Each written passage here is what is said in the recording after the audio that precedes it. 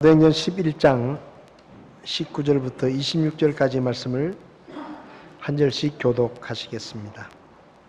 사도행전 11장 19절부터 26절까지 말씀을 교독하시겠습니다. 제가 먼저 읽겠습니다. 이제 스데반으로 인하여 일어난 핍박으로 말미암아 널리 흩어진 자들이 멀리 베니게와 키프로스와 안디옥까지 여행하며 오직 유대인들에게만 말씀을 선포하더라.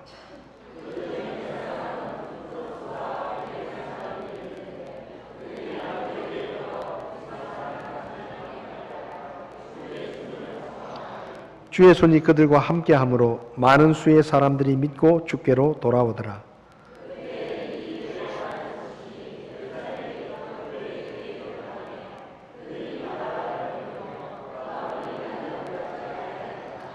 그가 이르러 하나님의 은혜를 보고 즐거워하며 그들 모두에게 권면하여 그들이 마음에 작정을 하고 주께 붙어 있으라고 하니라.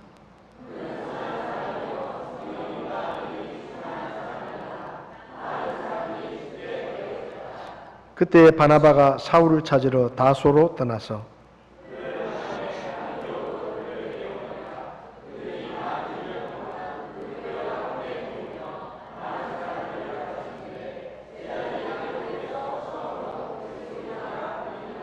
아멘. 서신 채로 잠깐 기도하겠습니다. 살아계셔서 우리에게 말씀하시는 하나님, 우리가 기록된 하나님의 말씀을 읽고 이 시간 하나님의 말씀을 함께 나눌 때 사람의 말로 듣지 않고 하나님의 음성으로 듣게 하시며 이 말씀 속에 우리가 깨달아야 할 것을 깨닫게 하시고 믿을 것을 믿게 하시고 주님의 말씀에 순종할 수 있도록 저희들을 도우시기를 기도합니다.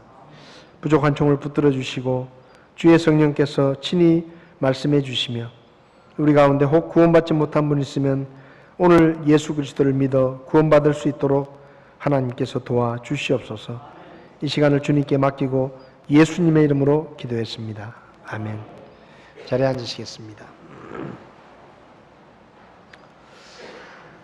오늘은 우리 교회가 세워진 지 45주년이 되는 그런 주일이고 또 우리 교회가 개척한 혁신성서침례교회 정석윤 목사님을 정식으로 파송하는 주일입니다. 목사로서 제가 목회하는 교회가 새로운 개척교회를 개척하여 하나님께 영광을 돌리고 또 큰 영광을 누릴 수 있음을 하나님 앞에 감사를 드리고 또 어려운 시기에 교회 개척을 위한 꿈을 함께 꾸고 또 한마음으로 기도하며 또 헌금해서 새로운 교회를 개척할 수 있도록 헌신해 주신 우리 집사님들과 또 성도님들께도 감사를 드립니다. 사실 우리 교회가 그렇게 넉넉한 교회는 아닙니다. 규모도 크지 않고 또 교회 재정이 그렇게 풍성한 것도 아닌데 교회를 개척할 수 있었다는 것은 참 하나님의 도우심이 있었기에 가능하다는 생각이 들고 무엇보다 우리 집사님들과 성도님들이 참 한마음으로 헌신해 주셨기 때문에 할 수 있었던 일이다 생각이 듭니다. 교회 창립 45주년 또 우리 정 목사님 파송 예배를 맞이하면서 저는 오늘 사도행전의 말씀을 가지고 두 교회 이야기라는 제목으로 말씀을 좀 나누려고 합니다. 한 교회는 예루살렘 교회이고 또 다른 교회는 안디옥 교회입니다. 예루살렘 교회는 예수님께서 직접 세우신 첫 번째 교회이고 성경 기록에 의하면 안디옥 교회는 그 예루살렘 교회 성도들이 흩어져서 복음을 전해서 세워진 두 번째 교회라고 할 수가 있습니다. 그런데 사도행전을 읽다 보면 예수님께서 직접 세우신 첫 번째 교회 예루살렘 교회는 어떨 때는 하루에 3,000명이 더해지고 5,000명이 더해지는 크게 부흥했던 교회인데 사도행전을 쭉 읽다 보면 하나님께서는 그 많은 사람이 모이고 큰 교회인 첫 번째 교회인 예루살렘 교회를 통해서 그분의 사역을 이루어 가신 것이 아니라 그 예루살렘 교회 핍박이 나서 흩어진 성도들이 안디옥에 와서 복음을 전해서 안디옥 교회가 세워졌는데 안디옥 교회를 중심으로 그분의 사역을 이루어 가셨다라는 것을 우리는 사도행전을 통해서 볼 수가 있습니다. 우리가 생각할 때는 예루살렘 교회가 원조입니다. 원조. 예수님이 직접 세우신 교회이고 그리고 그 교회는 예수님의 제자들이 다 있었고 그리고 하루에 3,000명, 5,000명이 더해져서 큰 교회였는데 왜 하나님께서 그 교회를 내버려 두고 안디옥 교회라는 이방 나라 지역에 세워진 교회를 중심으로 그분의 사역을 이루어 가셨는가 하는 것은 사실은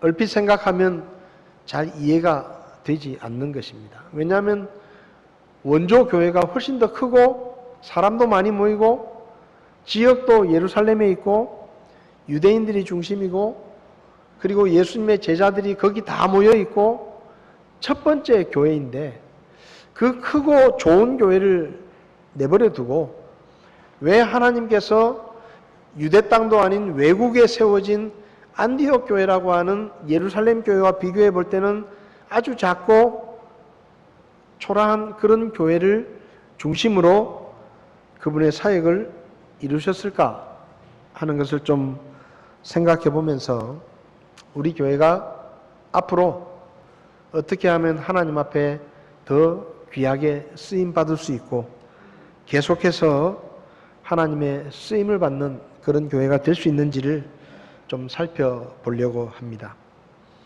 먼저 예루살렘 교회 얘기를 좀 해보겠습니다. 왜 예루살렘 교회가 첫 번째 교회이고 사도들이 중심이 된 교회이고 수많은 사람이 모이는 큰 교회였지만 왜 하나님 앞에 제대로 쓰임을 받지 못했는가? 한마디로 말하면 예루살렘 교회는 하나님의 뜻에 순종하지 않았습니다. 예루살렘 교회는 예수님이 직접 세우신 교회입니다. 그리고 예수님의 제자들이 전부 그 교회에 있었습니다. 그리고 성경 기록을 보면 베드로가 설교했을 때 3,000명이 구원을 받고 또 어떤 때는 5,000명이 구원을 받고 날마다 사람들이 더해지고 큰 무리가 더해지고 그렇게 해서 성경 신학자들은 예루살렘 교회는 아마 2만 명이 넘는 큰 교회였을 것이다. 그렇게 생각을 합니다. 사도행전 2장 41절에 그때 그의 말을 기쁘게 받아들인 자들이 침례를 받음에 바로 그날에 3,000원 가량이 그들에게 더해졌다. 베드로가 오순절에 설교를 했을 때 3,000명이 교회에 더해졌습니다. 2장 47절을 보면 하나님을 찬양하며 온 백성에게 호감을 얻으니 주께서 구원받아야 할 자들을 날마다 교회에 더하시니라. 이 예루살렘 교회는 날마다 사람들이 더해졌어요. 사도행전 4장 4절에 그럼에도 불구하고 그 말씀을 들은 사람들 중에 많은 이가 믿었고 남자의 수가 5,000쯤 되었다. 베드로와 요한이 성전에 들어가다가 거기 문 앞에 있는 구걸하고 있는 안전뱅이를 일으키는 기적을 행했습니다. 그 기적 때문에 예수님을 믿은 사람이 남자만 5,000명쯤 됐다. 이 사람들이 다 어느 교회를 갔겠습니까? 교회는 예루살렘 교회 하나밖에 없어요. 그러니까 그 교회에 더해졌겠죠. 사도행전 5장을 보면 사도들이 많은 기적을 행하고 표적을 행했을 때 수많은 사람들이 교회에 더해졌다. 남자와 여자의 큰 무리들이 더해졌다. 그렇게 기록합니다. 사도행전 6장을 보면 1절에 그 무렵에 제자들의 수가 크게 늘어났는데 그러니까 이 예루살렘 교회는 계속 늘어나는 거예요. 날마다 사람들이 늘어나고 그것도 하루에 3,000명, 5,000명씩 더해지고, 그러니까 이게 교회가 시작되고 나서 어마어마하게 교회가 커지고 부흥했습니다. 사람들도 많이 모였고, 또 예수님께 직접 말씀을 배웠던 사도들이 전부 그 교회에서 사역을 하고, 사도들뿐만 아니라 이 예루살렘 교회는 믿음이 좋은 일꾼들이 많이 있었습니다. 사도행전 6장을 보면 사도들이 교회가 너무 커지니까 교회 일을 다 할 수 없어서 과부들을 구제하는 일을 좀 맡기기 위해서 지금으로 말하면 집사들을 세웠는데, 그 집사들을 세울 때에 그 집사들을 어떤 사람을 세울 것이냐에 대해서 성경이 말하기를 믿음과 성령님이 충만한 사람, 이런 일꾼을 뽑으라는 거죠. 근데 이런 일꾼을 워낙 믿음과 성령이 충만한 사람이 많으니까 그들 중에 특별히 7명을 따로 뽑아가지고 첫 번째 집사를 세웠다라고 볼 수가 있습니다. 그러니까 이 예루살렘 교회는 사도들뿐만 아니라 믿음이 좋은 성도들이 굉장히 많이 있었다는 겁니다. 그리고 사도행전 6장을 보면 이렇게 일꾼들을 세우고 난 다음에 7절에 하나님의 말씀이 자라나서 예루살렘에서 제자들의 수가 크게 늘어나고 제사장들의 큰 무리도 믿음에 순종하니라. 그러니까 예루살렘 교회는 약 120명으로 시작을 해가지고 3,000명, 5,000명이 더해지고 날마다 사람들이 더해지고 큰 무리가 더해지고 집사들을 세운 다음에도 더 큰 무리가 더해졌다. 그러니까 이 예루살렘 교회는 계속 사람들이 더해진 일밖에 없어요. 수천 명이 더해졌습니다.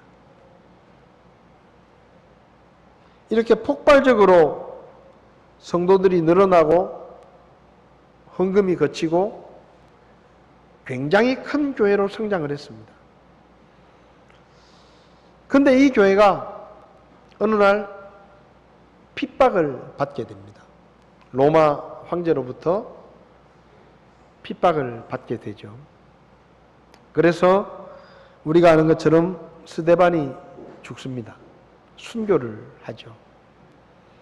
그리고 스데반이 순교한 다음에 그 핍박이 계속되어서 이 예루살렘 교회 성도들이 자기도 죽을까봐 핍박이 너무 심해지니까 성경을 보면 사도들 외에는 그들이 다 흩어졌다, 그렇게 말합니다.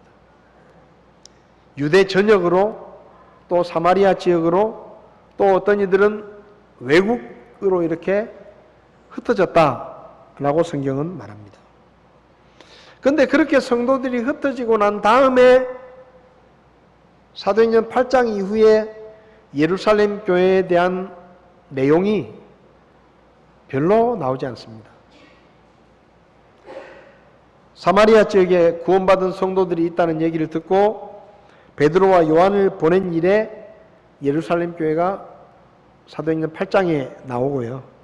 사울이 구원받은 후에 사도들과 합류하기 위해서 예루살렘에 들렸을 때 예루살렘 교회 이야기가 잠깐 나오고, 안디옥 교회가 세워졌다는 얘기를 듣고 바나바를 목회자로 파송할 때 예루살렘 교회 이야기가 조금 나오고, 그리고 이방인들에게 할례를 받게 할 것이냐 아니면 할례를 받지 않아도 괜찮으냐 하는 문제 때문에 논쟁이 생겼을 때 예루살렘 교회에 그것을 물어보러 가서 예루살렘 교회가 그것을 결정해 주었다 하는 이야기 정도만 예루살렘 교회에 대한 이야기가 나옵니다. 그리고 나서 이 예루살렘 교회가 어떤 형편이었는지는 성경에 잘 나오지 않는데, 사도행전 11장과 고린도전서 16장을 보면 이 예루살렘 교회 형편이 어떻게 됐는지를 좀 우리가 짐작해 볼 수 있는데요. 사도행전 11장을 보면 27절부터 이 무렵에 대언자들이 예루살렘에서 안디옥에 이르렀고 그들 중에 한 사람 곧 아가보라 하는 사람이 일어나 영을 통해 온 세상에 두루 큰 기근이 들 것을 표적으로 보여주었는데 가이사르 클라우디우스 시대에 그 일이 이루어지니라. 그러니까 아가보라는 사람이 예언을 했는데 온 세상에 큰 흉년이 들 것이다. 그렇게 성령을 통해서 예언을 했는데 그 일이 클라우디우스 황제 때 실제로 이루어졌다. 이 클라우디우스 황제는 서기 41년부터 54년까지 로마를 통치했던 황제입니다. 네로 황제 바로 앞에 황제죠. 그러니까 클라우디우스 황제 때 예루살렘 지역에 큰 흉년이 들었다. 유대 땅 전 지역에. 그러니까 예수님께서 교회를 세우시고 하늘로 떠나신 다음에 약 20년쯤 지나서 예루살렘 교회가 큰 흉년을 맞이했는데, 근데 성경을 보면 29절에 이에 제자들이 저마다 자기 능력대로 유대에 거하던 형제들에게 구호금을 보내기로 결정을 했다. 또 그것을 실행하여 구호금을 바나바와 사울의 손에 맡겨 장로들에게 보냈다. 이렇게 되어 있습니다. 그러니까 유대 지역에 흉년이 들었어요. 근데 예루살렘 교회가 얼마나 어려웠는가 하면 그 흉년 때문에 너무 어려워서 교회가 유지하기도 힘든 정도의 형편이 된 겁니다. 그러니까 이 사도행전 11장에 나오는 이야기는 안디옥 교회 이야기예요. 안디옥 교회는 이제 개척된 지 얼마 되지도 않는 교회입니다.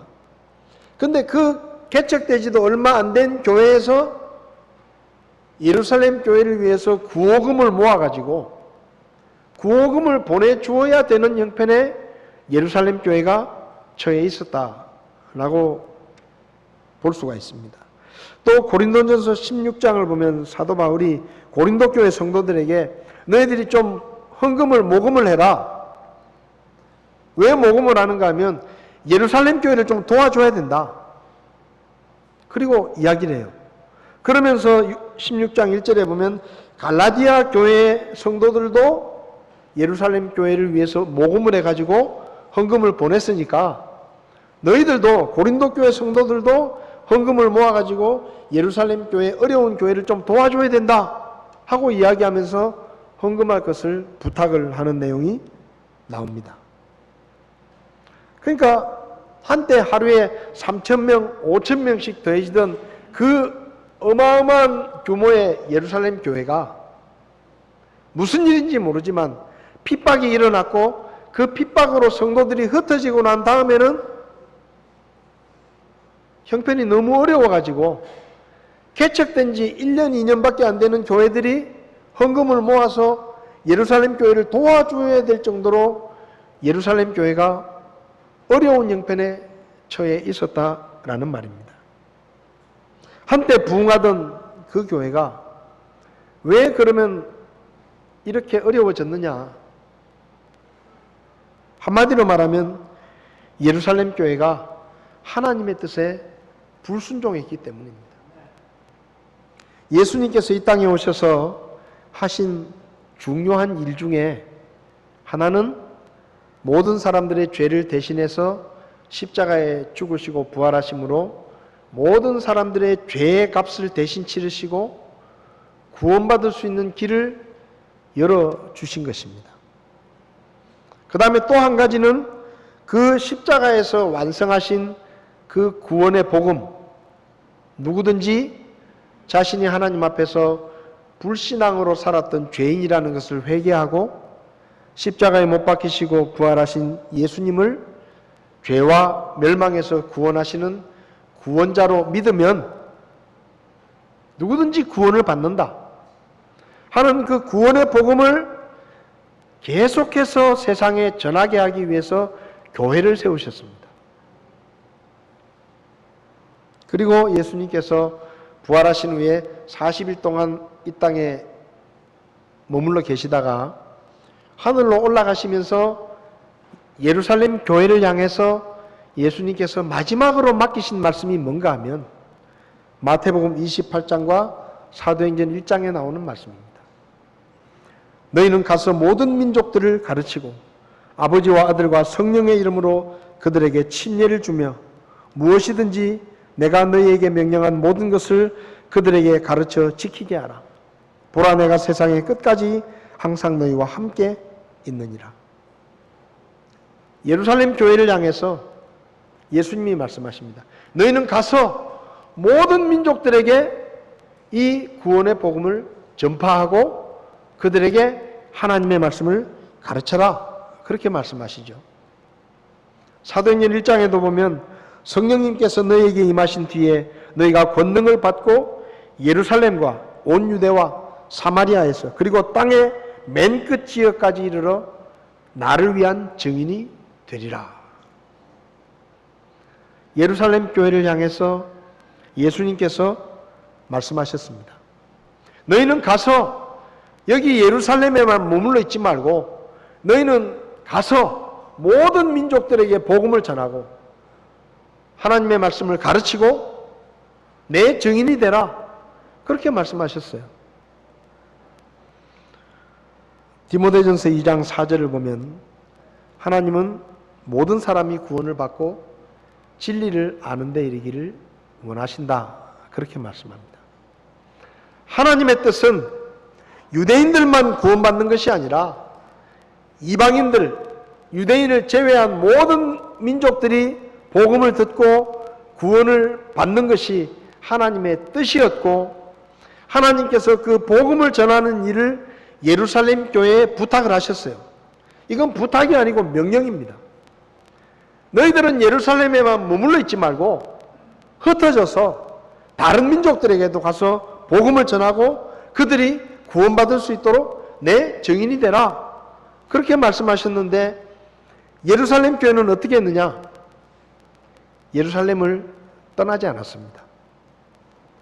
예루살렘 교회는 유대인들이 중심이 된 교회였고 사도들이 중심이 된 교회였는데 그 당시 사도들도 어떻게 생각을 하고 있었는가 하면 하나님의 복음은 하나님의 선택된 민족인 우리 유대인들만을 위한 복음이지 저 사람 같지도 않은 이방인들은 구원받을 자격도 없고 저들에게 우리가 복음을 전해야 될 이유가 없다.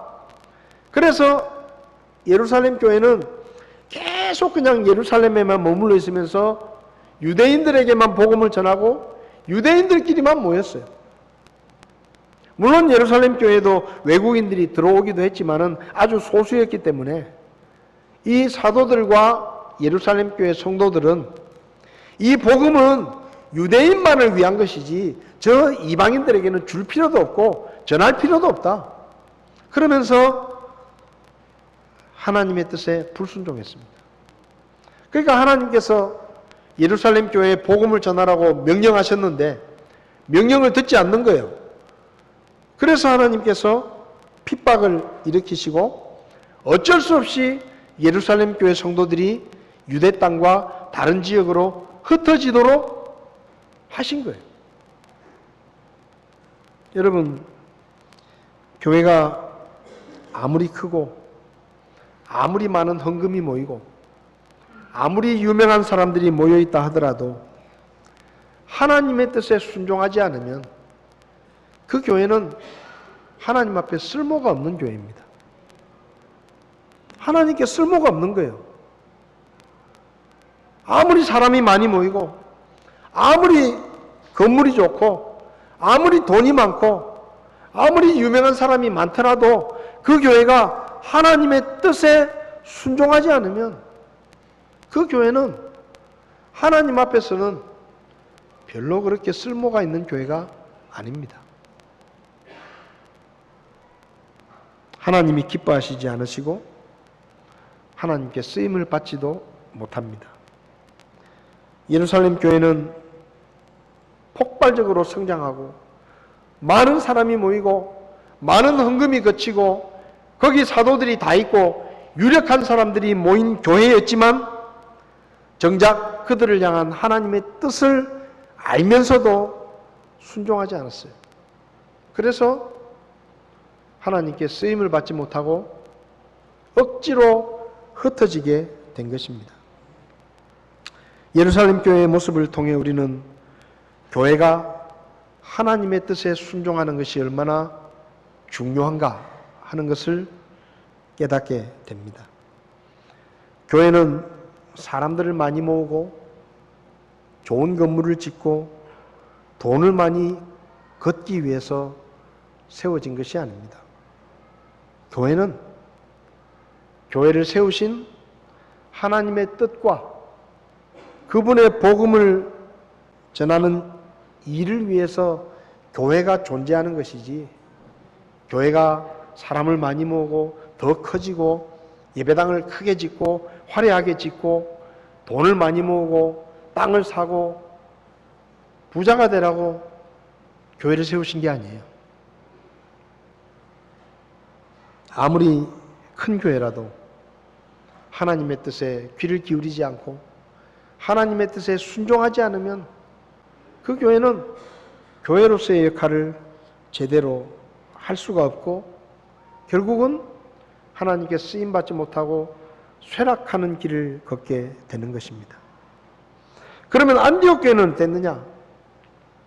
안디옥 교회는 하나님의 뜻에 순종했습니다. 안디옥 교회는 시작될 때부터 하나님의 뜻에 순종한 사람들에 의해서 세워진 교회였습니다. 오늘 본문을 보면 19절에 이제 스데반으로 인하여 일어난 핍박으로 말미암아 널리 흩어진 자들이 멀리 베니에와 키프로스와 안디옥까지 여행하며 오직 유대인들에게만 말씀을 선포하더라. 그들 중에 몇 사람은 키프로스와 구레네 사람들이었는데 그들이 안디옥에 이르러 그리스말 하는 사람들에게 말하여 주 예수님을 선포하며 주의 손이 그들과 함께함으로 많은 수의 사람들이 믿고 주께로 돌아오더라. 하나님의 뜻이 뭐라고요? 유대인들에게만 복음을 전하는 게 아니라 이방인들에게도 복음을 전하는 것이 하나님의 뜻이었습니다. 그런데 예루살렘 교회가 핍박이 나서 흩어졌는데도 유대인들은 여전히 하나님의 말씀에 순종하지 않고 유대인들에게만 전도를 하는 거예요. 유대인들에게만. 흩어져 가지고도 유대인들에게만 이 복음은 오직 유대인들을 위한 것이다. 저 이방인들에게는 줄 필요가 없다. 그래서 유대인들에게만 전했는데 20절을 보면 그들 중에 몇 사람, 예루살렘 교회에서 흩어진 성도들 중에 키프로스와 구레네 출신의 사람들이 있었습니다. 이 사람들은 유대인이 아니고 외국 사람들입니다. 그러니까 예루살렘 교회는 국제적인 교회였다 이 말이에요. 물론 소수였지만 거기 유대인이 아닌 성도들이 있었습니다. 그런데 그 성도들이 안디옥에 와가지고 다른 유대인들은 유대인들에게만 복음을 전하는데 이 사람들은 그리스말 하는 이방인들에게 복음을 전하기 시작했습니다. 이게 뭐예요? 하나님의 뜻에 순종하는 거예요. 복음은 유대인들만을 위한 것이 아니고 모든 민족들에게 복음을 전하라고 하셨는데 유대인들은 예루살렘 교회 핍박이 나서 흩어졌는데도 정신을 못 차리고 유대인들에게만 복음을 전하는 거예요. 근데 외국 출신의 성도들이 이 복음은 유대인들만 위한 게 아니고 우리같이 이방인들에게도 복음을 듣고 구원을 받는다. 그러니까 이 복음은 이방인들에게도 전해야 되는 말씀이다. 그래서 이방인들에게 복음을 전했는데 21절을 보면 주의 손이 그들과 함께함으로 이 외국 출신의 성도들이 이방인들에게 복음을 전했을 때 성령이 역사해가지고 많은 사람들이 믿고 주께로 돌아왔다. 안디옥 교회는 시작할 때부터 하나님의 뜻에 순종한 사람들에 의해서 시작이 된 거예요. 그리고 안디옥의 교회가 시작됐다는 소식을 예루살렘 교회가 듣고 바나바라는 사람을 목회자로 파송을 합니다. 그리고 바나바가 와서 사역을 하고 더 교회가 성장하니까 바나바가 고향 다소에 내려가 있던 사도 바울을 데리고 와서 같이 사역을 해서 성경을 보면 많은 사람들이 더해졌고 그리고 안디옥에서 처음으로 예수 믿는 사람들이 그리스도인이라고 불렸다라고 성경은 기록합니다. 사도행전 13장을 보면 안디옥 교회는 유대인들뿐만 아니라 이방인 성도들이 많이 모였는데 이 이방인 성도들도 교회 사역의 핵심적인 역할을 하는 지도자로 사역을 했던 그런 교회입니다. 예루살렘 교회는 사도들이 중심이 돼가지고 유대인들 중심이니까 사역도 유대인들만 하는 거예요. 쉽게 말하면 왜? 이 복음은 유대인들만 위한 거니까 외국 성도들이 있어도 별로 신경 안 쓰고 일을 안 맡겨요. 근데 안디옥 교회는 사도행전 13장을 보면 이제 안디옥에 있던 교회에 어떤 대언자들과 교사들이 있었는데 바나바와 니게르라는 시몬과 구레네의 루기오와 사분영주 헤롯과 함께 양육받은 마나인과 사울이더라. 그러니까 안디옥 교회 지도자들 중에 니게르라는 시몬, 흑인도 있고요. 구레네 사람, 아프리카 사람인 루기오도 안디옥 교회 핵심적인 사역을 하고 있는 지도자들이었다라고 말합니다. 그러니까 안디옥 교회는 하나님의 뜻에 순종을 해가지고 유대인들만 모이는 게 아니고 외국인들도 많이 모이고 그 외국인들도 교회에서 헌신하고 사역하고 같이 사역을 하는 그런 교회였습니다. 하나님이 기뻐하셨겠죠. 그래서 교회가 부흥했어요. 그런데 그렇게 교회가 부흥하고 있을 때 성령께서 안디옥 교회 지도자들에게 말씀하십니다. 뭐라고 말씀하시는가 하면 사도행전 13장 2절을 보면 그들이 주를 섬기며 금식할 때 성령님께서 이르시되 내가 바나바와 사울을 불러서 시킬 일을 위해 그들을 내게로 구별하라 하시니. 그러니까 안디옥 교회가 지금 잘 되고 있어요. 부흥하고 있어요. 교회가 부흥의 분위기를 타가지고 교회가 막 성장해 가고 있는데 하나님께서 바나바와 바울을 선교사로 보내라 그렇게 말씀하십니다. 안디옥 교회에서 내보내라. 선교사를 내보내라. 이방인들에게 복음을 전하기 위해서 내가 바나바와 바울을 따로 쓸 때가 있으니까 안디옥 교회에서 내보내라. 여러분 이게 쉬운 일입니까? 솔직히 우리 정 목사님이 개척교회를 하겠다고 저에게 이야기를 하고 한 4년쯤 전이죠. 교회 개척을 하겠다고 이야기를 하고 이제 작년 연말에 사임을 하고 지금 개척교회를 시작했습니다. 우리 정 목사님이 개척을 하면 제일 힘든 게 누군지 아세요? 제가 제일 손해입니다. 제가 제일 손해예요. 정 목사님이 여러 가지 일들을 많이 도와주셔서 제가 참 일이 많이 줄어서 수월했습니다. 어떤 집사님은 그러시더라고요. 우리 교회에 조력자가 없었던 때가 한 번도 없었다. 지금까지. 지금 우리 교회에 조력자가 없습니다. 목사님이 개척하겠다고 나가버리고 나니까 우리 교회에 조력자가 없어요. 제가 제일 손해요. 제가 제일 힘들어요. 그래서 저는 속으로 개척을 좀 늦게 나갔으면 좋겠다. 말은 못하지만 개척을 좀 천천히 나갔으면 좋겠다. 그런 마음이 있었어요. 근데 또 정 목사님이 또 굳이 또 계획한 대로 개척을 하셔야 돼요. 여러분, 우리 교회 같은 경우도 정 목사님을 보내는 것이 쉽지 않은 일입니다. 그렇잖아요. 한 사람의 빈자리가 얼마나 큽니까? 근데 안디옥 교회에 지금 바나바는 누군가 하면은 안디옥 교회 초대 목사님이에요. 바울은 누구냐? 안디옥 교회 교사들 중에 제일 실력 있는 교사입니다. 근데 어느 날 하나님께서 안디옥 교회 성도들에게 말씀하시는 거예요. 너희들 초대 목사인 바나바 그리고 너희 교회에서 제일 실력이 좋은 바울을 너희 교회에서 떠나보내라. 선교사로 보내라. 그게 쉽겠어요? 쉽지 않습니다. 저분을 보내고 나면 우리 교회는 어떻게 해요? 제 심정도 똑같았습니다.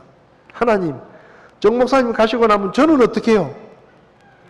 아니, 우리 교회는 지방에 있어서 수도권 지역에서 조력자를 구해도 잘 오려고 하지도 않는데 저는 어떡하라고요? 그런 생각이 들었어요. 안디옥 교회도 마찬가지예요. 근데 하나님께서 말씀하십니다. 보내라! 근데 안디옥 교회 성도들이 어떻게 결정을 했느냐? 두 말 안 하고 바나바와 바울을 안수하고 선교사로 보냅니다. 우리 교회 손해다. 우리 교회도 일이 많은데 우리 교회에서 저렇게 중요한 일꾼을 보내면 우리 교회는 어떡하냐? 걱정도 되고 부담도 됐지만 안디옥 교회는 그것이 하나님의 뜻이니까 우리가 좀 불편하고 우리가 좀 힘들고 우리가 좀 어렵더라도 하나님의 뜻이면 순종해야 된다. 그래서 보냈어요. 그렇게 바울이 바나바와 함께 선교사로 나간 겁니다. 그래서 바나바와 바울이 1차 전도행을 통해서 바나바의 고향인 키프로스에 그리고 지금의 터키 중부 지역에 있는 비시디아, 안디옥, 이고니움, 루스드라, 더베 같은 이런 지역에 가서 복음을 전하고 교회들이 세워졌습니다. 그리고 바울이 여러 가지 사정 때문에 바나바와 헤어져서 2차, 3차 전도행을 갔는데 지도를 보시면 바울이 2차, 3차 전도행을 통해서는 지금의 터키 지역, 1차 전도행에 갔었던 터키 중부 지역, 터키의 서부 지역, 그리고 바다를 건너서 지금의 불가리아와 마케도니아 또 그리스 지역에까지 복음을 전해서 빌립보, 데살로니가, 베레아, 고린도, 아테네, 터키 서부에 있는 에베소까지 수많은 교회들이 세워졌습니다. 수많은 이방인들이 구원을 받고 아시아와 유럽 지역까지 복음이 전파되고 많은 교회들이 세워졌어요. 안디옥 교회가 만약에 하나님의 뜻은 그러시지만 우리 교회도 힘듭니다. 저분들이 가면 우리 교회도 안 됩니다. 그러니까 우리는 순종할 수 없습니다. 하고 바나바와 바울을 선교사로 보내지 않았다고 하면 이 일들은 이루어지지 않았을 것입니다. 근데 보낸 거예요. 우리 교회도 어려워지겠지만 우리도 대가를 치러야 되지만 우리도 손해를 보지만 그것이 하나님의 뜻이기 때문에 우리는 하나님의 뜻에 따라야 된다. 그리고 보냈어요.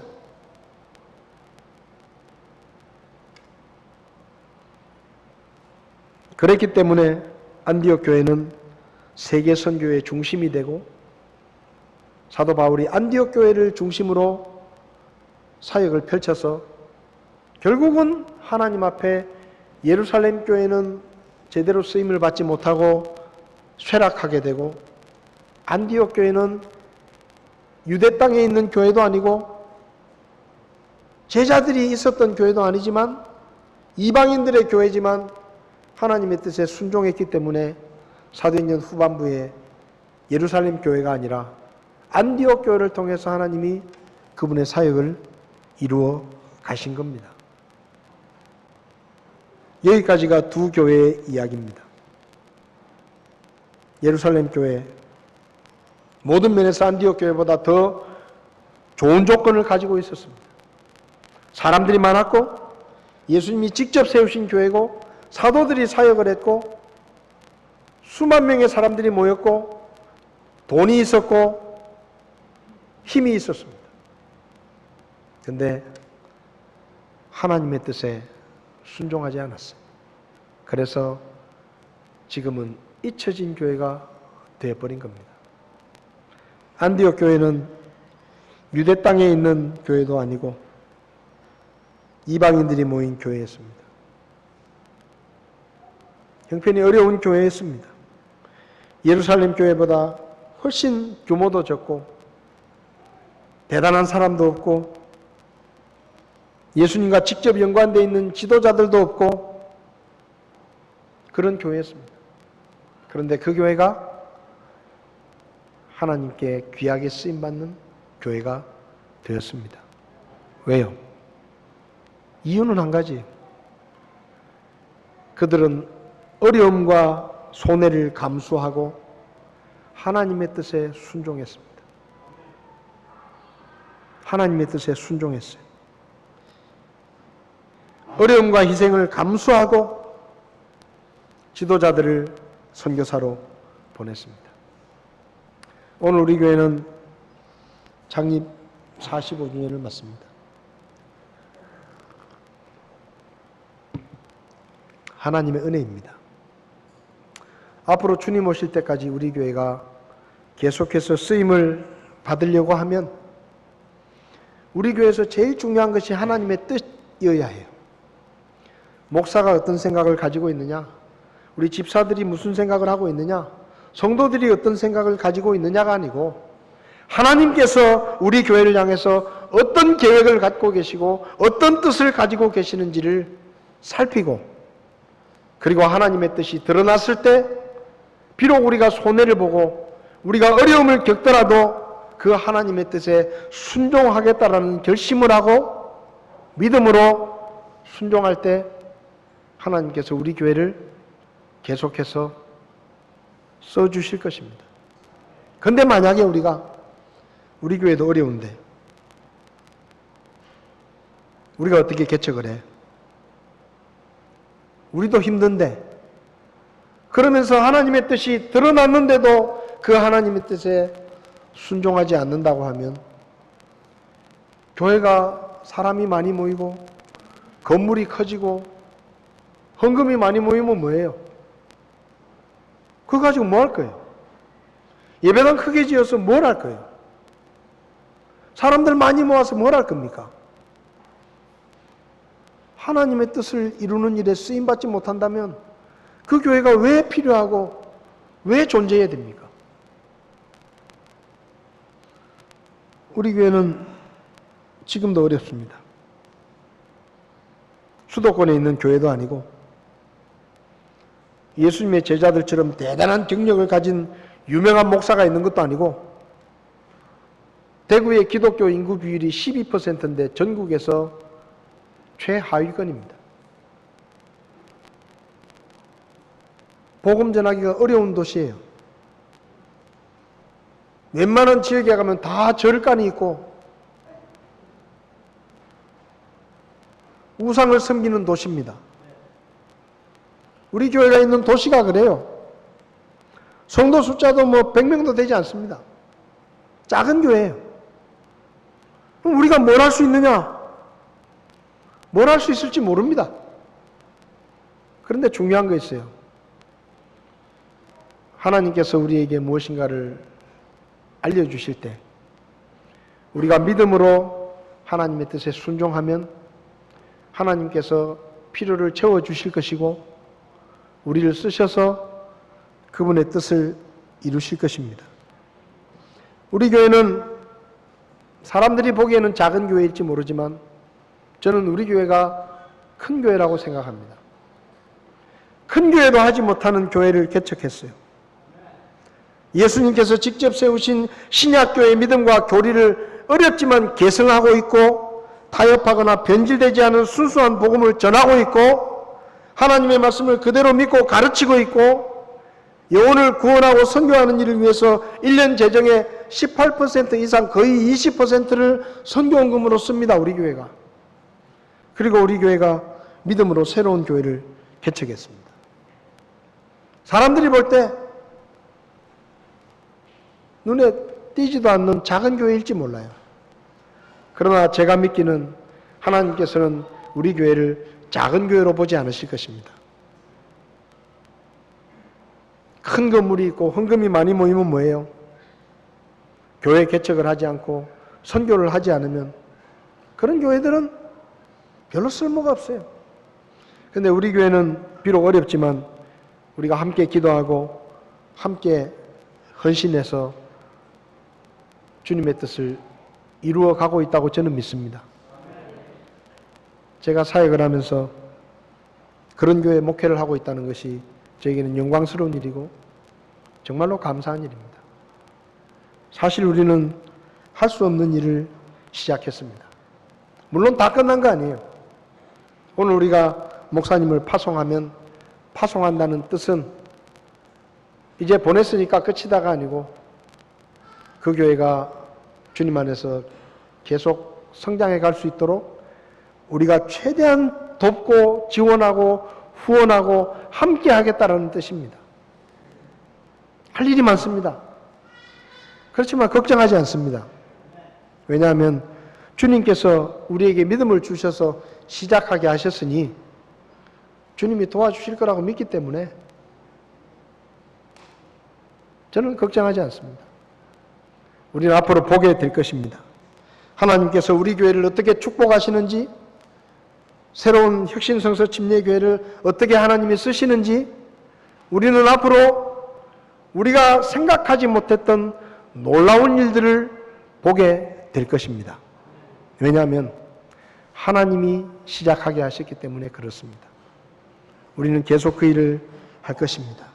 그리고 계속 헌신할 것이고 계속해서 복음을 전할 것이고 주님의 진리를 변질되지 않게 지킬 것이고 우리가 받은 이 믿음의 교리를 계속해서 다음 세대에 전해줄 것입니다.